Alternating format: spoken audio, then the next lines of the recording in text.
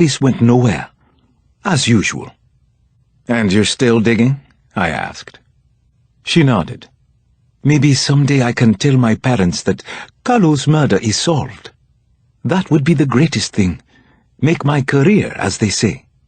In the meantime, we don't talk about it here, you understand?" "I understand. And I'm sorry." "No need for that, Alex. I'm working on a story that's larger and more important than any particular killer. It's about the people who hire them, the ones who want to control our country. Honestly, the story scares even me." For a few seconds, neither of us said anything, which was unusual for us. We looked at each other, and there was a sudden but undeniable charge in the silence. Like most of the men she met, no doubt, I wanted to kiss Adan, but I held myself back. I didn't want to insult her or dishonor her parents, or more important, Bree. She smiled at me. "You are a good man, Alex. I wasn't expecting that in an American." Chapter 96. I excused myself for a few minutes and borrowed Adan's mobile to make a call. I didn't think Ian Flaherty would pick up, but I wanted to at least try and re-establish contact with the CIA. So I was surprised when Flaherty answered on the second ring, and then shocked when he knew it was me calling. "Cross?" "Flaherty, how did you do that?" "Caller ID. Ever heard of it?" "But, Tanzi, your girlfriend's name is on the AU flight record along with yours. I've been looking everywhere for you, both of you. She's a celebrity, too. Writes controversial articles, one after the other. She's a big deal down here. We need to talk. Seriously. You finally have my interest, and so does your killer, the Tiger." "Hang on a second. Slow down." I'd forgotten how quickly Flaherty could piss me off. "You've been looking for me? Since when? I only tried you about 16 times. Since I learned something you want to know." "What do you mean?" He didn't answer right away. "I mean, I've found out something you want to know." It was suddenly obvious to me that he didn't trust the phone line. I stopped to regroup for a second and picked up a pen from the desk. "Where can I meet you?" "Let's say tomorrow, same time as before, at the place on that card I gave you. You know what I'm talking about, Detective Cross?" He meant the bank on Broad Street, but didn't want to name it, obviously. It was a Victoria Island location, so it was perfect for me. "Got it. I'll see you then." "And dress nice, Detective. Wear a tie or something." "A tie?" I said. "What are you talking about?" But he'd already hung up on me. The prick. Chapter 97. Everyone was waiting for me on the patio after my call, with palm wine and cola nuts untouched until I got there. First, though, Adan's father, Uchenna, blessed the nuts in the Yoruba custom, and the boys, James and Calvin, passed them around. Adan seemed to be finding my visit either very joyful or amusing, and she was smiling all the time. I could tell she was happy to be home. Then the boys got me into a little backyard soccer. The twins were either polite or genuinely impressed that I could juggle the ball a little, even as they schooled me up and down the yard. But it felt good to be running around with the kids. Nice boys, not killers.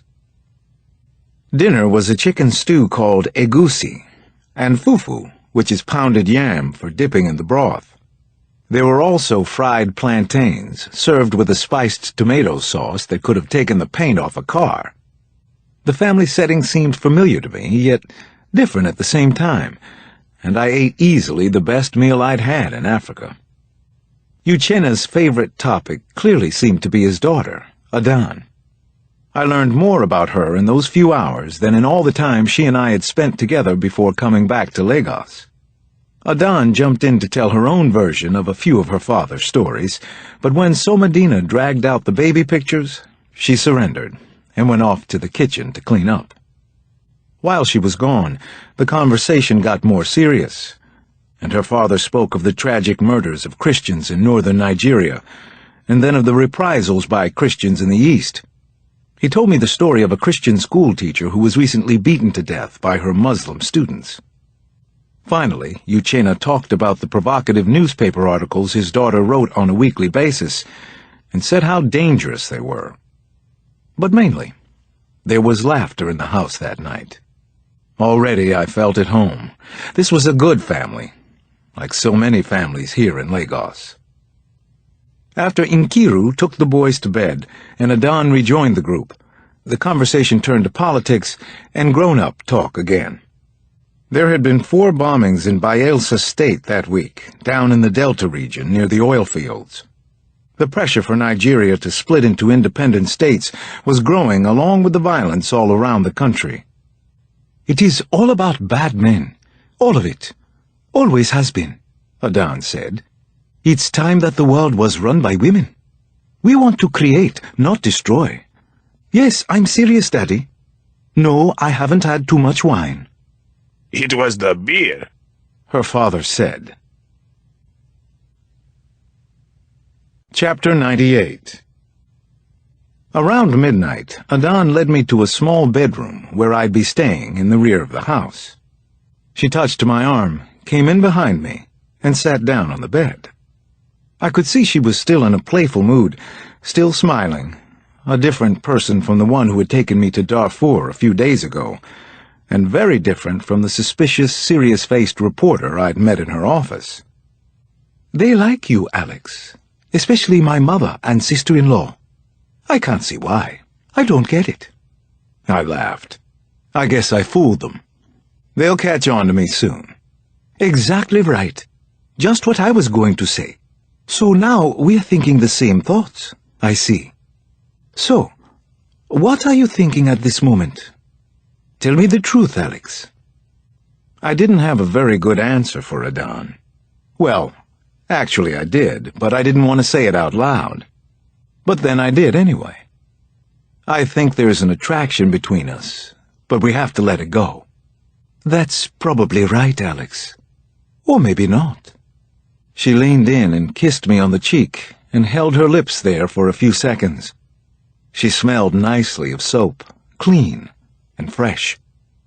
Adan looked up into my eyes and she was still smiling. She had perfect white teeth. "I just want to lie here with you for a while. Can we do that? Just be here together without any more intimacy than that? What do you think? Can we do it 2 nights in a row?" I finally kissed Adan back, on the lips, but I didn't hold the kiss for very long. "I'd like that," I told her. "Me too," she said. "I have love in my heart for you. It's just a crush, I think. Don't say anything, Alex. Don't spoil this, whatever it is." I didn't. We held on to each other until sleep took us both. I'm not sure if it took us farther away or closer together that night, but nothing happened for either of us to regret. Or maybe I would come to regret that nothing happened. Chapter 99. The next morning, Adan was up early, making coffee and fresh squeezed juice for everyone. Then she volunteered to drive me to my meeting with Flaherty. She was more serious and businesslike now, the way I'd seen her away from her family. "Why are you wearing a dumb tie?" she asked. "You look like a downtown lawyer, or a banker. Ugh." "I have no idea," I told her, and smiled. Now I was the one smiling all the time. "It's another Nigerian mystery, I guess." "You're the mystery," she said. "I think so." "You're not alone in that." She stopped the car in front of the bank on Broad Street. "Be careful, Alex." She gave me a quick kiss on the cheek. "It is dangerous out there, more than ever." Then I hopped out of the car and gave a wave, and she was off. I decided immediately not to think about her, but then I was thinking about nothing else but Adan. Her smile, last night at her house, things that we didn't do. Flaherty, I reminded myself. What the hell does he want from me? The CIA man was nowhere to be seen, though. I waited about 20 minutes, just long enough to start getting paranoid, when his Peugeot skidded up to the curb. He threw open the door at my side. "Come on, let's go. I don't have time to waste." When I got in, I saw there was a blue folder on the seat and picked it up. "What's this?" Flaherty looked dirty and sweaty and totally stressed out, more Weasley than usual. He pulled away and started driving. Typical of him, he didn't bother to answer my question. So I opened the file. It was just a single photocopied form with a passport-sized picture of a young boy stapled to it. Adoption papers? Orphanage records. That's your tiger. His name is Abidemi Shawande. Born Lagos, 1972, to wealthy parents. Both of them died when he was 7 years old. No living relatives. Apparently, little Abi wasn't exactly the picture of mental health. He ended up on a ward for a year after that. When he came out, the old family fortune was gone. What happened to it? Flaherty shrugged, and a little smoke from his cigarette got into his eye. He squinted and rubbed at it. Shawande was supposed to get transferred to state care, but somewhere between hospital and orphanage, he disappeared. He was a bright boy, apparently. High IQ, anyway. He spent 2 years at university in England. Then he disappeared until a few years ago here. That's it. All I have. No further record of any kind until now. We think he might have worked as a mercenary. I stared at the picture in my hand. Could this boy be the man I'd seen in Darfur? The killer of so many people here and in Washington? Ellie's murderer? How do we even know it's him? I asked.